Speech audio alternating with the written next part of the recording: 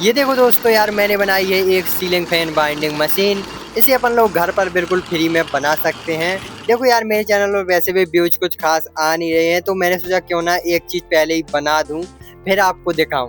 तो देखो यार, ये कुछ इस टाइप से मैंने बनाई है। और ये इसमें सबसे पहले तो मैं स्टेटर को फंसा लेता हूँ।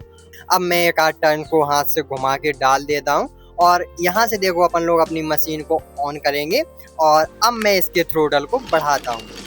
और देखो कुछ इस टाइप से अपनी मशीन टर्न डालना शुरू कर देती है। और देखो यहाँ से अपन लोग मोटर की डायरेक्शन को लेफ्ट या फिर राइट कर सकते हैं।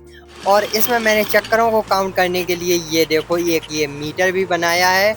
इसे मैंने खुद बनाया है। तो देखो यार, कुछ इस टाइप से अपनी मशीन कितनी बढ़िया फिनिशिंग के साथ काम कर रही है। हालांकि यार, जो मैंने शुरू में एक आध दो कॉइलें डाली थी, उसमें क्या हुआ कि मशीन में थोड़ी बहुत गड़बड़ी थी, तो उसे भी मैंने फिक्स किया।